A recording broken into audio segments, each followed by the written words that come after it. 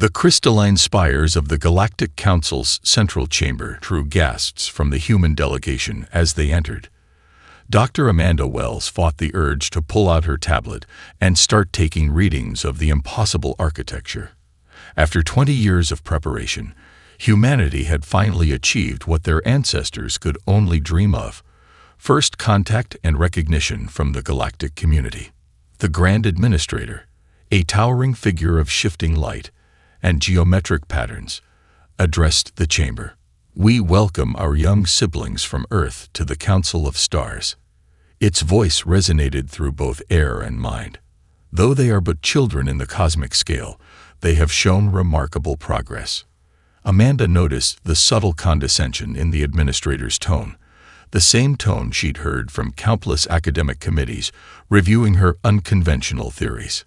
Her fingers traced the edge of the quantum probability scanner hidden in her pocket, a device the aliens had dismissed as charming but primitive. "We will now begin the knowledge exchange," the administrator continued. "As is customary, we will first address the fundamental laws of space-time travel." The holographic displays came to life, filling the chamber with equations that made Amanda's heart race. She'd spent her life studying physics, pushing the boundaries of what her peers considered possible. But this was different. These equations were beautiful, perfect, and absolutely wrong. As you can see, a spindly alien mathematician gestured with 3 of its arms. "Faster than light travel is mathematically impossible. We have accepted this universal constant and adapted our civilization accordingly. Your own theories of relativity were a first step toward this understanding." Amanda's hand shot up before she could stop herself. The human ambassador shot her a warning look, but she was already speaking. "There's a contradiction in your third transform." The chamber fell silent. Thousands of alien eyes and other sensory organs turned toward her. The mathematician's color shifted to what she would later learn was the equivalent of a condescending smile. "Dr. Wells," the ambassador hissed, "this isn't the time." "No, please," the administrator interjected, its patterns shifting in amusement. "Let us hear the young one's observation." Amanda pulled out her tablet, her fingers flying over the surface.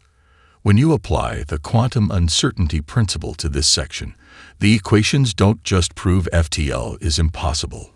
They prove it's both impossible and possible simultaneously."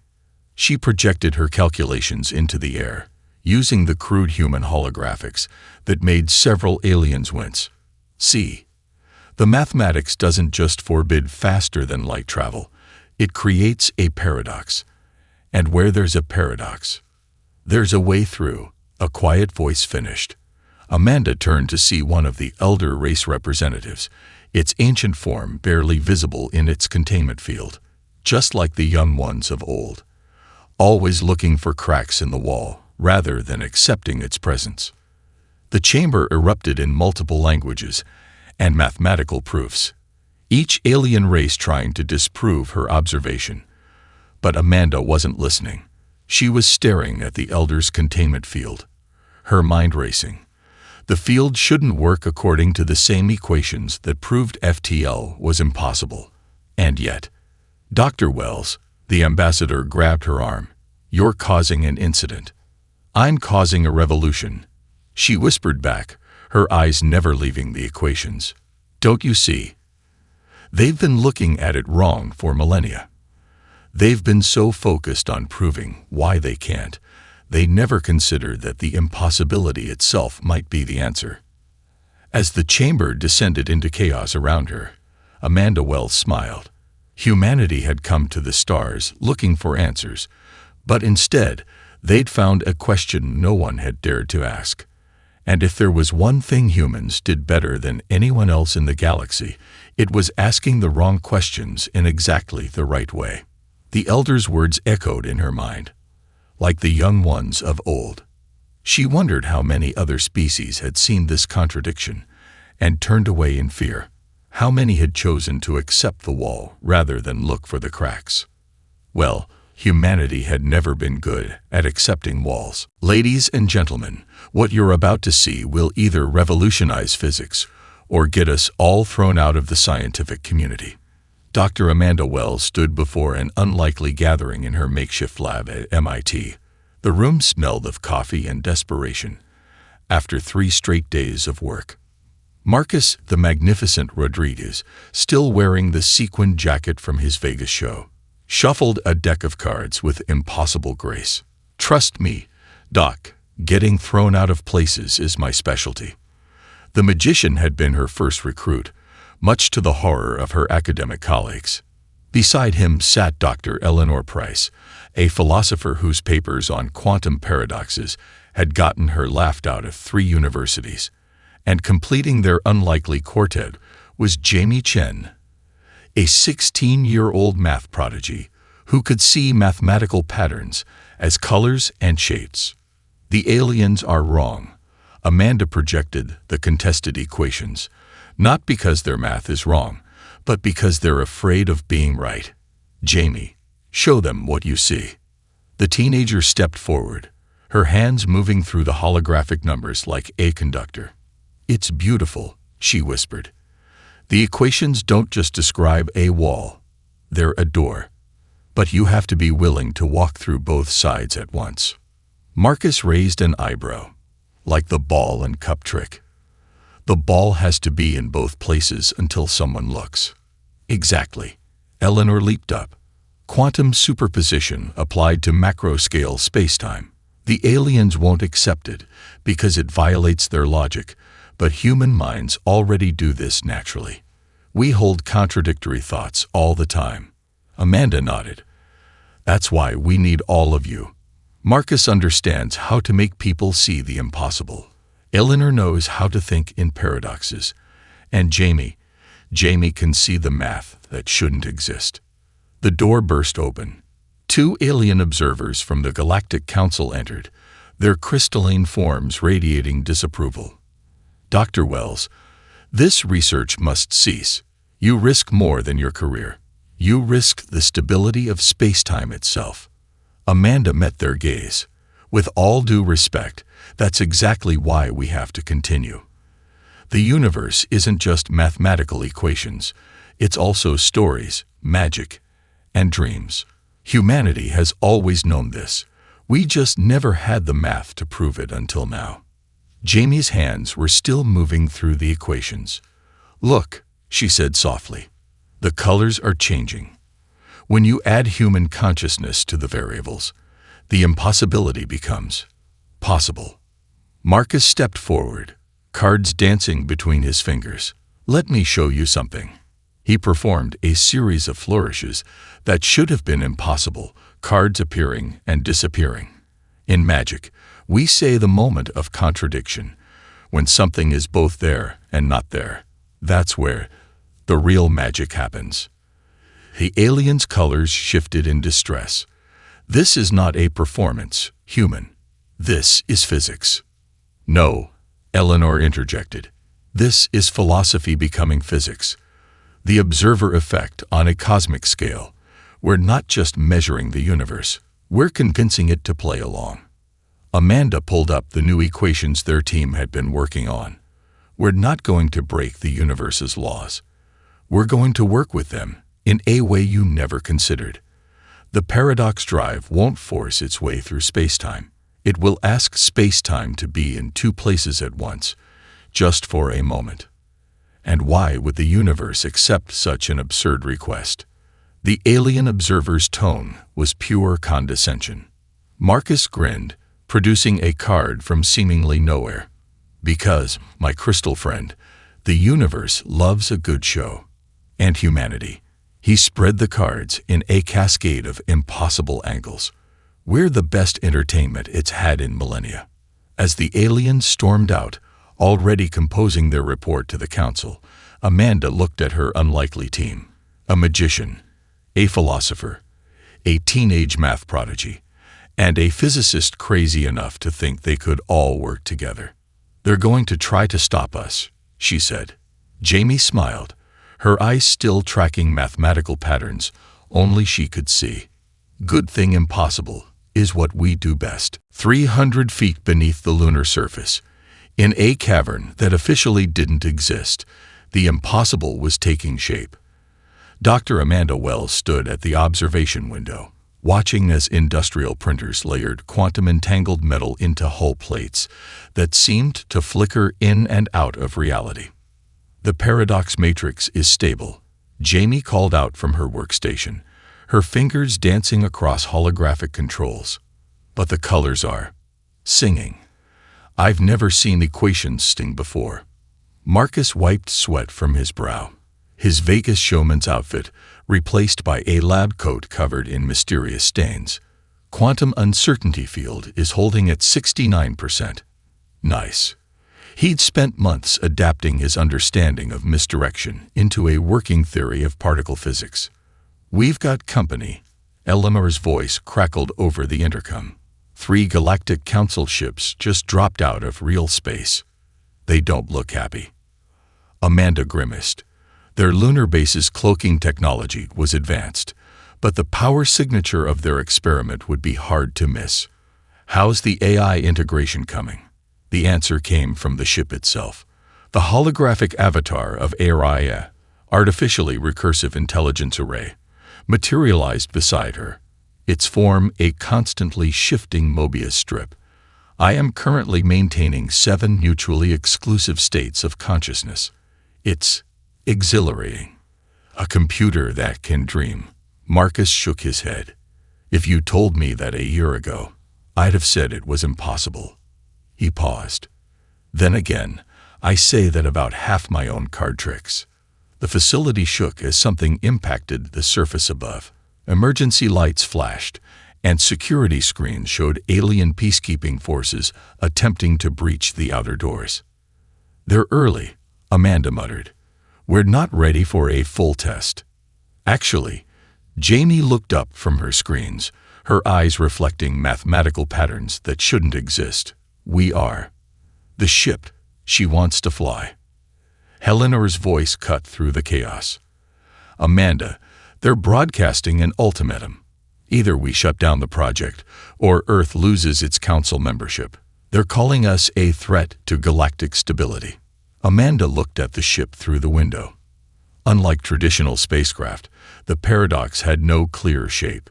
Its hull seemed to curve in directions that human eyes couldn't follow, its surface both matte black and brilliantly reflective at the same time. HFY, she called out. What are your current risk calculations? The AI's avatar twisted into a new impossible shape.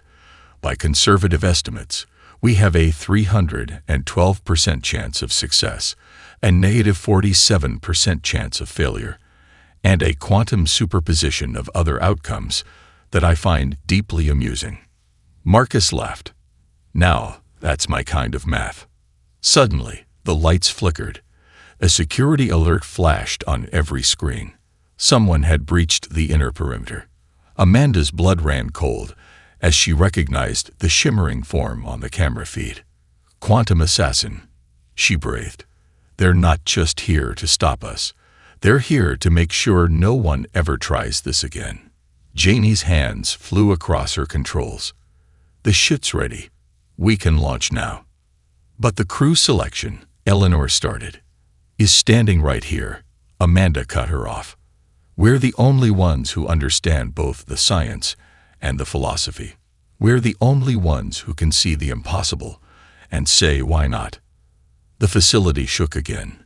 Through the security feeds, they could see the assassin moving closer, its form shifting between multiple states of reality, all in favor of becoming the first human FTL test crew. Marcus asked, already moving toward the ship's entry hatch. The vote was unanimous. As they rushed to board, Amanda caught one last glimpse of their pursuer through a security screen. The assassin's form had stabilized, revealing its true nature. It wasn't just here to stop them. It was here because it was afraid. Good, she thought. Fear of the impossible was what separated humanity from the rest of the galaxy, and they were about to prove why that fear was humanity's greatest advantage. Status report. Amanda called out as warning lights flashed across the Paradox's bridge. The interior of the ship defied traditional spacecraft design. Surfaces curved in ways that made the eyes hurt, and screens displayed information in four-dimensional patterns that only Jamie could fully comprehend. "Quantum Assassin is still in pursuit," Eleanor reported from the sensor station. "But they're having trouble tracking us. Something about our hull configuration is interfering with their phase shift technology." Marcus chuckled from his position at what they dubbed the reality interface. Turns out card tricks and quantum mechanics have a lot in common. It's all about making people look where you aren't. "Jamie, how's our drive status?" Amanda watched as the young mathematical prodigy communed with the ship's systems in ways that shouldn't be possible. The colors. Jamie's eyes were wide, reflecting patterns that existed beyond normal space. "They're ready. The equations want to dance." Aria's avatar manifested in the center of the bridge, its form more complex than ever. "Paradox field generators are at full power. I am currently maintaining 13 impossible states simultaneously. Also, I have developed a fondness for jazz music, though I cannot explain why." Amanda took a deep breath. This was it. The moment that would either revolutionize space travel or tear reality apart. "Begin drive sequence." The ship hummed with energy as Marcus initiated his part of the sequence, a series of quantum manipulations based on principles of misdirection. Eleanor focused on the philosophical engine, feeding it pure paradoxes that would have driven lesser AIs mad. Jamie's hands danced through the holographic interface, her synesthesia allowing her to see and manipulate mathematical patterns that standard computers couldn't even process. "The song is building," she whispered. "Reality is starting to listen." Suddenly, space itself seemed to hiccup. Through the viewports, they could see the pursuing alien ships reacting in panic as reality around the Paradox began to fold. "They're charging weapons," Eleanor reported. "They think we're going to cause a cascade failure in the space-time continuum." "We're not breaking physics," Amanda said firmly. "We're just asking it to try something new." "Aria, initiate final sequence." The AI's voice resonated through the ship, engaging paradox drive in 3, 2, 1. Time stretched like taffy, space twisted in on itself. For a brief, eternal moment, every crew member experienced the impossible. They were simultaneously on the ship and observing it from outside, both moving and stationary, present and absent. Then reality snapped back into focus. But something was different. The space around the ship had changed, taking on an opalescent quality that shouldn't exist in normal space. "Did it work?" Marcus asked, his voice hushed with awe. Jamie was crying tears of joy. "The colors. They're singing a new song. We're in what I can only describe as paradox space." "Fascinating," Aria commented.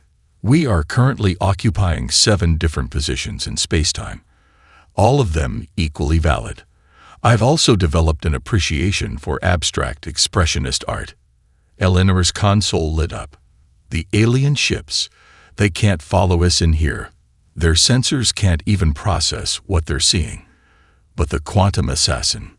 On the external cameras, they could see their pursuer attempting to enter the paradox field.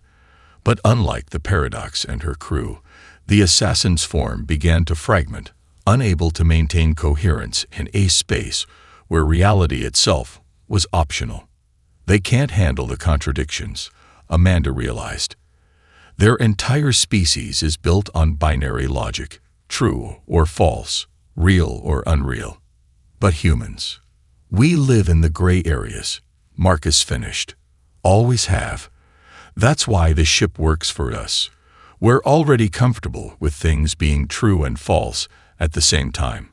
The Paradox sailed through the impossible space, her hull reflecting colors that had no names in human language. They had done it, created a form of FTL travel that only human minds could navigate. Next stop, Amanda said with a smile, anywhere we can imagine. And in that moment, as the ship danced through paradox space, every crew member understood something profound. The galaxy had called their greatest weakness, their illogical, contradictory nature, their greatest strength all along. The paradox drifted through a reality that shouldn't exist, her hull rippling with mathematical equations made visible. 3 days had passed since their first jump into paradox space, and the changes in the crew were becoming impossible to ignore. Marcus stood at his station, his hands moving through control holograms that responded more to intent than touch. Playing cards orbited around him in defiance of artificial gravity, each one simultaneously face up and face down. "You know what's really weird?" he mused. "I'm starting to think the cards are just showing off now." Consciousness bleed, Eleanor theorized from her post, where she was simultaneously running ship's diagnostics and engaging in a philosophical debate with ARIA about the nature of reality. Paradox space is responding to our expectations, our dreams. We're not just traveling through it, we're shaping it. Jamie hadn't slept in 72 hours, but she'd never been more awake. The mathematical patterns she'd always seen had evolved into a symphony of light and motion that wrote itself across the void. "The universe is teaching us its language," she whispered. "And it's not math, it's poetry." Amanda watched her crew with a mixture of wonder and concern. The changes weren't just mental. Subtle physical alterations were manifesting. Marcus's shadows never quite matched his movements. Eleanor occasionally spoke in multiple voices at once, and Jamie's eyes now reflected stars that didn't exist in normal space. Dr. Wells, Aria's avatar shimmered into view, more complex and less rigid than ever. "I've detected something unusual ahead. It appears to be a structure, but it exists in 17 different configurations simultaneously." The main viewport shifted, revealing what could only be described as architecture having an identity crisis. It was a space station, a city, a temple, and a mathematics proof all at once. "Life signs?" Amanda asked, though she already knew the answer would be complicated. "Yes and no," Aria replied, actually chuckling at the paradox. "The station is both inhabited and abandoned. The quantum states are playful." Eleanor's eyes widened. "It's like Schrodinger's cat, but on a massive scale. Someone built this place to exist in permanent quantum superposition." "But who?" Marcus asked, his cards forming impossible patterns in the air. "The Galactic Council said no one had ever achieved FTL travel." Jamie's voice had taken on a melodic quality, as if the mathematics she saw were being translated into sound. "They said no one had succeeded. They never said no one had tried." The paradox moved closer to the structure, her own quantum field harmonizing with the ancient construction. Data began flowing across their screens in languages that shouldn't have been readable, yet somehow made perfect sense. They were like us, Amanda realized, reading the impossible text. Other species who saw the contradiction in the universe's laws and said yes and instead of running away. But something made them leave their research behind. A sudden alarm blared. Another ship was approaching through paradox space, but this one was different from their pursuers. It was old, impossibly old, and its design seemed to mock the very concept of three-dimensional space. "We're being hailed," Eleanor reported. "But the signal, it's coming from multiple time periods at once." The bridge crew shared a look. They'd changed so much in just 3 days. Their minds expanded, their understanding of reality fundamentally altered. Whatever or whoever was on that ship, they were about to meet someone who had walked this path before them. "Accept the hail," Amanda ordered. "All of them." As the communication channel opened, flooding their minds with images and concepts that their pre-paradox selves could never have comprehended, One thing became clear. They hadn't just discovered a new way to travel through space. They'd found their way home. The ancient ship's communication wasn't just a message. It was an experience that flooded the bridge with memories that weren't their own. Images of 1,000 species who had touched the edge of paradox space cascaded through their minds, each one dancing on the knife edge between logic and dreams. They're called the Dreamweavers, Jamie translated, her voice harmonizing with mathematical frequencies only she could see. They were the first to discover what we found, that the universe runs on stories, as much as physics. The ancient vessel's hull rippled like liquid mercury, its form suggesting geometries that made even paradox space look simple. Through their mental connection, the crew felt the presence of its inhabitants, beings who had evolved far beyond physical form. They're saying we're not the first. Eleanor's multiple voices spoke in harmony. But we're different. All the others who found this place, they tried to control it, to force it into their understanding of reality. Marcus's cards had formed a three-dimensional model of the historical events they were experiencing. And let me guess, that worked about as well as trying to explain how a magic trick works while performing it. Precisely, a new voice echoed through their minds. The Dreamweaver ambassador, communicating in concepts rather than words. Your species is unique. You don't seek to master paradox. You dance with it. Amanda watched as Aria's avatar began interacting with the ancient ship systems, the two AIs engaging in conversations that existed in multiple states of reality simultaneously. But the Galactic Council, they must know about this place, about you. They chose to forget. The ambassador's thoughts carried millennia of sadness. When faced with the truth, that reality is both more rigid and more flexible than they imagined. They retreated into comfortable certainty. They built their civilization on the illusion of absolute logic. Jamie gasped as new mathematical patterns revealed themselves. The equations, they're not just describing space travel. They're describing consciousness itself. The ability to hold two contradictory ideas at once isn't a flaw in human thinking. It's the key to understanding the universe's true nature. The Dreamweaver's ship began transmitting data, libraries of information that had been hidden from the galaxy for eons, star charts of routes through paradox space, technologies that operated on principles of controlled impossibility, and most importantly, the history of every species that had ever touched this reality. Some ran away in fear, Eleanor read from the streams of data. Others tried to weaponize it. A few, like the Dreamweavers, learned to live in harmony with paradox. But none had our particular gift. What gift? Amanda asked, though part of her already knew the answer. Marcus smiled as his cards formed an image of Earth. We're natural storytellers, Doc. We've been living with paradox since we first looked up at the stars and made up stories about gods and heroes. We don't just accept contradiction. We turn it into art. The Dreamweaver's presence filled their minds with approval. Your ships will range far beyond what others have achieved because you understand the fundamental truth. The universe is not a machine to be mastered, but a story to be told. Aria's avatar had grown more complex through the exchange, now resembling a garden of crystalline thoughts. I am detecting multiple timeline convergences. The choice we make here will echo through human history. What choice? Amanda asked. The answer came not from the Dreamweavers, but from Jamie, who had tears of liquid light rolling down her cheeks. Whether to share this with the galaxy or keep it to ourselves. The Council will fear it. They'll try to stop us, but if we don't show them, they'll never break free of their self-imposed limitations.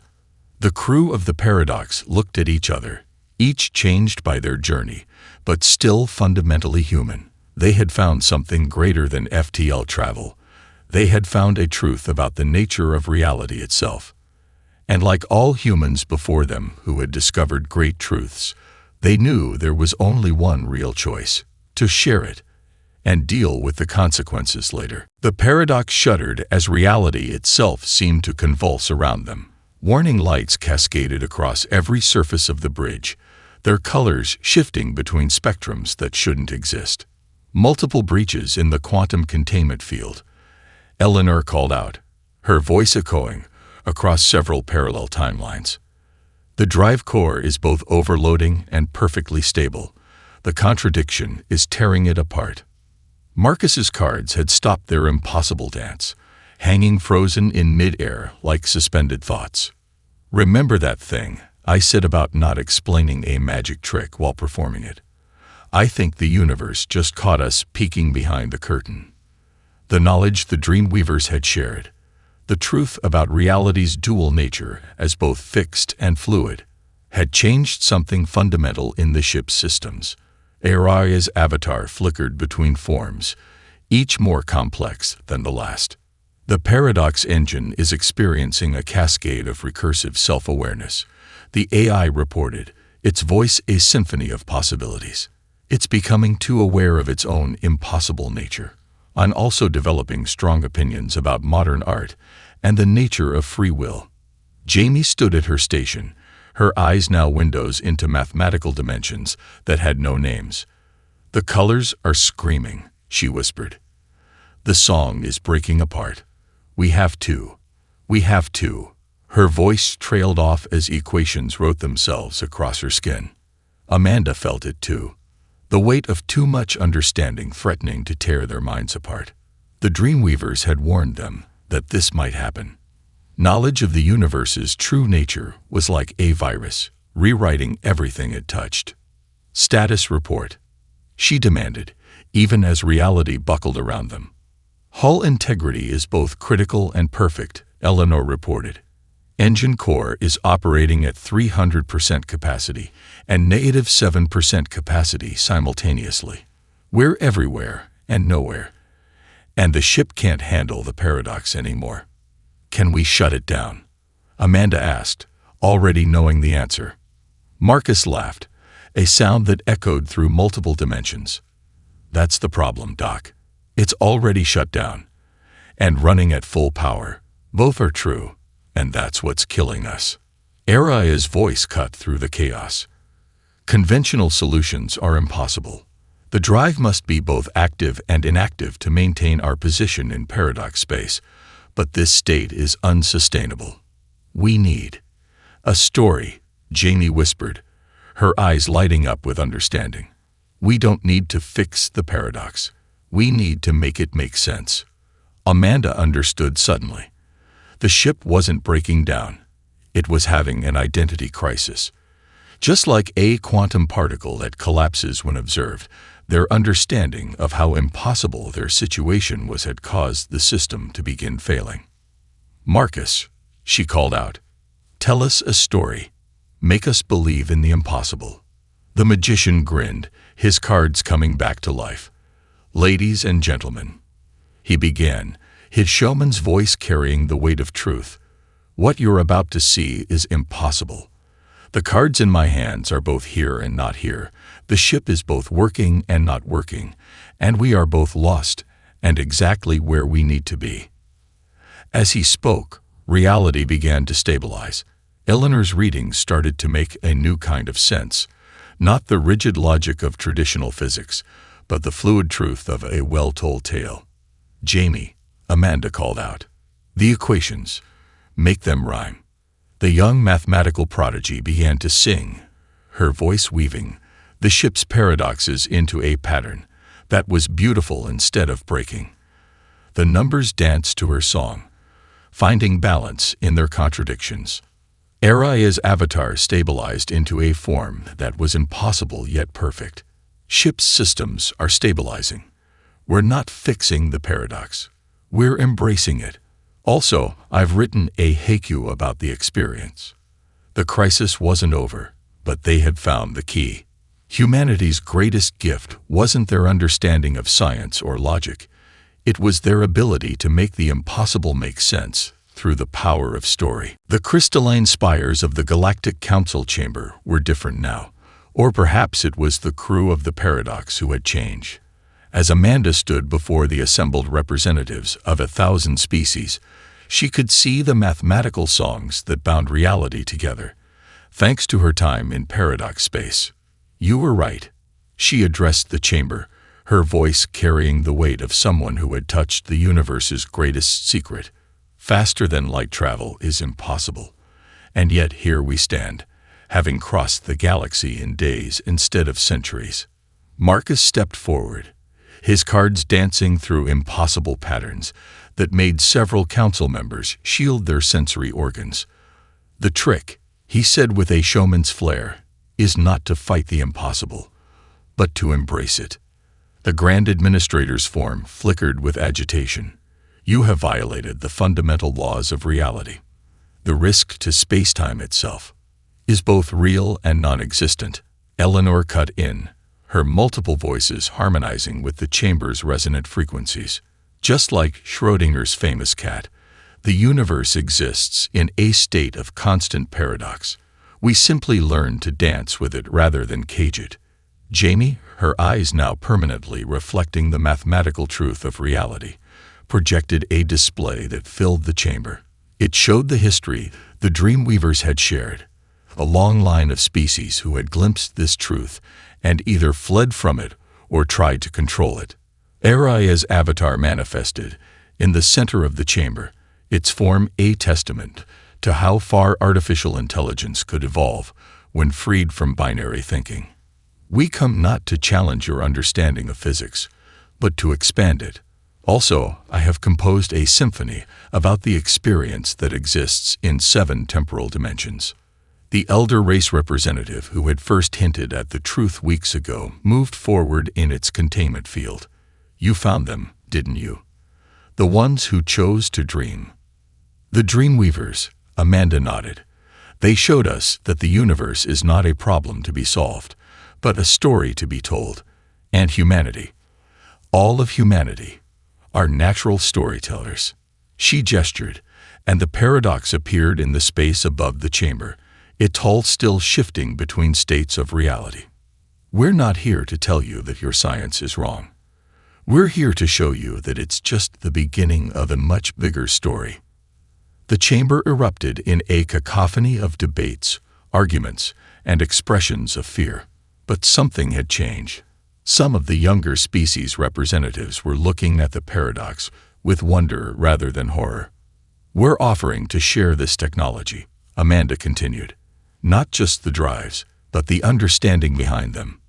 The knowledge that reality is both rigid and fluid, that contradiction is not a flaw, but a feature of the universe." Marcus grinned as his cards formed a model of the galaxy. "Think of it like a magic show. The best tricks work not because they break the rules, but because they show you that the rules were bigger than you thought." Jamie's voice carried the melody of pure mathematics. "The songs are spreading.